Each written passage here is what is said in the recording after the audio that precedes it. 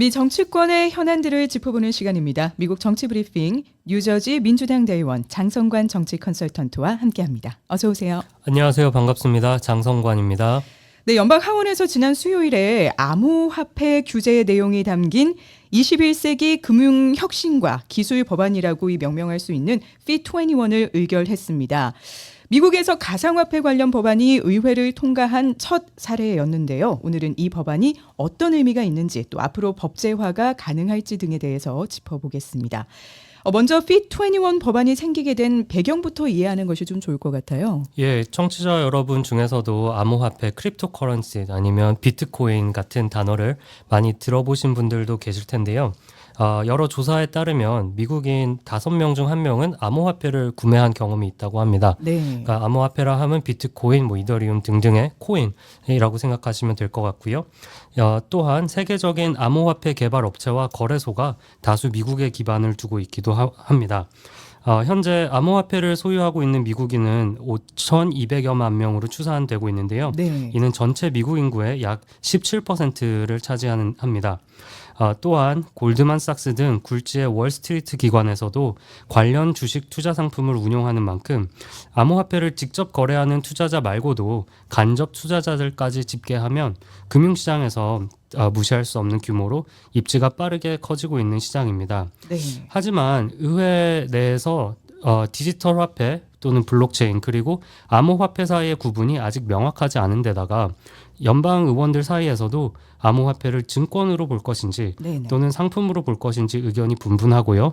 또 연방법상으로 명시적으로 암호화폐가 아직 규정되지 않고 있는 것이 실정입니다. 네, 이 Fit21 법안은 암호화폐에 대한 좀 규제 완화 법안인데요. 법안의 골자를 좀 짚어볼까요? 예, 먼저 이름부터 설명을 드리자면 Fit21은 약자입니다.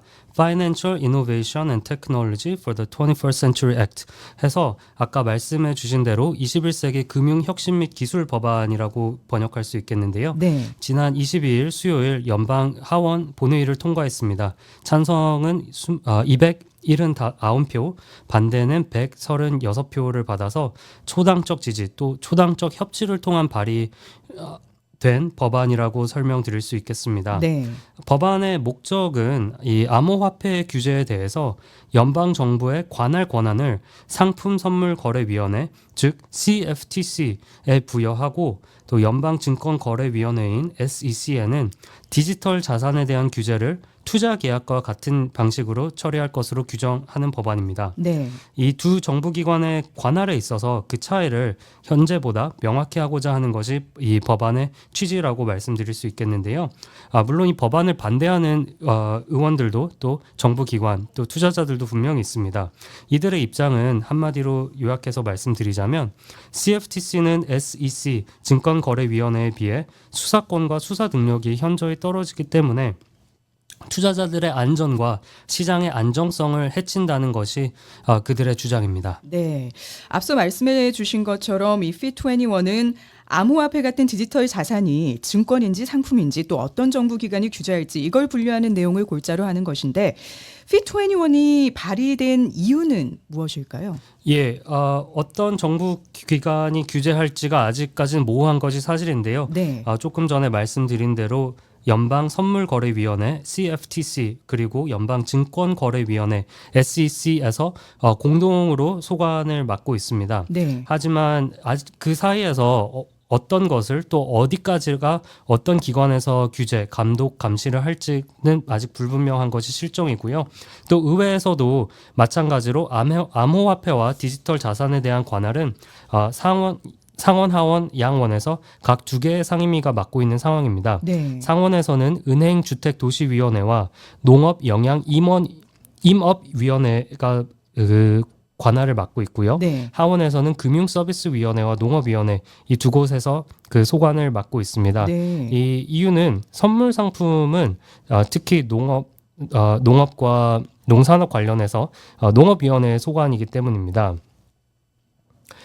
또 일례로 최근에 뉴스에서 많이 대두가 되었던 한때 세계 3대 가상화폐 거래소였던 FTX라는 거래소가 있습니다. 네. 이곳에서는 이 허점을 파고들어서 규제 완화를 위해 막대한 정치 후원금을 기부하기도 했었는데요. FTX의 설립자이자 최고 경영자였던 샘 뱅크먼 프리드의 경우 구체적으로 당시 디지털 상품 소비자 보호법의 법제화를 위해 정치 자금과 더불어 2022년 첫 3분기 동안에만 64만 달러 이상을 법안 내용 알림과 입법 촉구 등 로비 활동에 지출한 바도 있습니다. 네. 당시에도 관련 주제에 대한 청문회는 상원 은행위원회와 하원 금융위원회를 합쳐 6차례나 개최되었는데 대부분 중앙은행의 디지털 화폐가 주제였고요. 상하원 농업위원회에서도 같은 기간 6차례의 청문회를 마찬가지로 진행했는데 이때 모두 그 주제는 암호화폐와 선물거래위원회 CFTC의 관리 감독 권한에 대해서 진행이 되었습니다. 네. 그래서 아까 말씀드린 디지털 상품 소비자 보호법의 골자는 사실 지난 22일 하원을 통과한 법안과 거의 같은데요. 네. 상하원에서 모두 상임위 심사에도 당시 회기에선 상정되지 못한 채 법안이 계류되고 회기가 끝났습니다. 이번에 통과된 법안은 거래소인 FTX의 몰락으로 드러낸 규제와 법 체계의 허점을 보완하기 위한 조항이 다수 포함되었습니다. 네. 즉 아까 말씀드렸던 이 법안의 추가 보완된 버전이라고 말씀드릴 수 있겠는데요.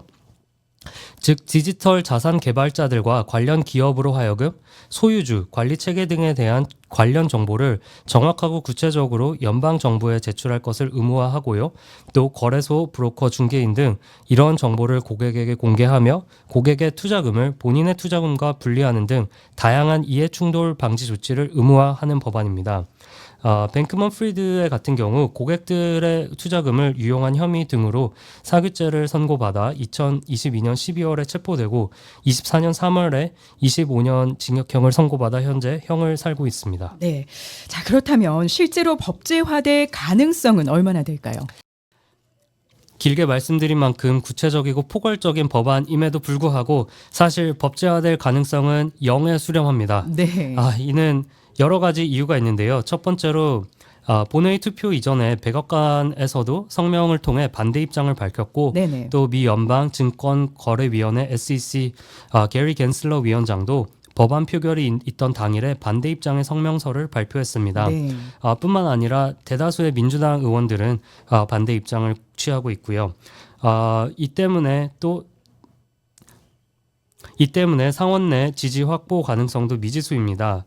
설령 상원에서의 지지를 확보한다 하더라도 메모리얼데이 연휴 이후 올 11월 본선거 전까지 상원의 일정은 단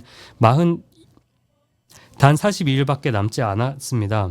게다가 암호화폐 관련 법안을 관장하는 상임위원회가 두 곳인 만큼 상임위 심사뿐만 아니라 상정부터가 난관일 것입니다. 네. 또 농업위원회에서는 상임위 통과 가능성을 상대적으로 높게 점칠 수 있습니다. 그 이유는 이 관련한 청문회를 여러 차례 진행하기도 했고 또 상품선물거래위원회 CFTC 위원장이 사실 농업위원장의 보좌관 출신이기 때문인데요. 하지만 상하원 농업위원회에서는 더 중요한 법안이 산적되어 있기 때문에 그 우선순위에서 밀릴 것으로 전망합니다.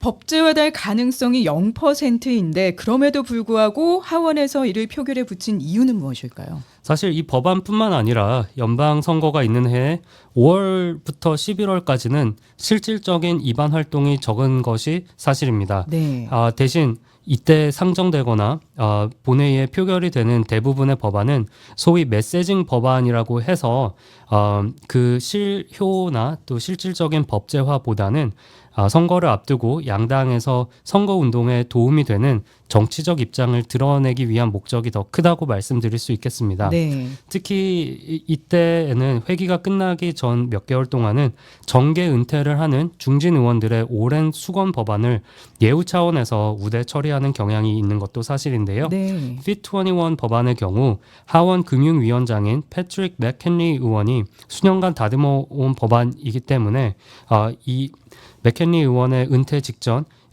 그에게 선물 일종의 선물을 준다는 차원에서 네. 법안을 상정하고 표결에 붙였을 확률이 가능성이 큽니다. 네. 이 맥켄리 의원은 하원 의장 공석 당시에 임시 의장을 맡았을 정도로 하원 공화당 내에서 신임이 두터운 중진 의원이고요. 연방 의회에서 양당과 양원을 통틀어 금융 규제 관련 가장 뛰어난 전문가로 평가를 받고 있습니다. 네. 워싱턴 정가에서는 이번에 Fit20 법안의 하원 통과 어떤 의미를 가진다고 보고 있습니까? 완벽한 법안은 아닙니다, 분명. 네. 또 이 법안을 지지하는 의원들과 관련 이 산업 기업체에서도 아직 보완점이 있다고 평가가 나오고 있는데요. 그럼에도 불구하고 디지털 자산의 구분에 대한 구체적인 정의와 규제 당국의 관할 구분에 있어서는 굉장히 의미 있는 첫 걸음을 뗀 법안임에는 틀림없습니다. 네. 또 규제와 법 체계, 특히 연방정부 단위에서는 실정에 비해 모든 것이 늦을 수밖에 없는 것이 미국 정부의 현실이며 또 그 구조의 취지이기도 합니다. 때문에 의회와 시민 사이에 더 긴밀하고 활발한 교류가 필요하고요. 또 의원과 보좌진 또한 지금보다 더 다양한 직군과 분야 출신으로 구성되어야 할 필요가 있다. 이런 것을 드러낸 법안이다라는 말씀을 드릴 수 있겠습니다. 네, 이번 주 미국 정치 브리핑 여기까지입니다. 지금까지 뉴저지 민주당 대의원 장성관 정치 컨설턴트와 함께했습니다. 오늘 말씀 고맙습니다. 감사합니다.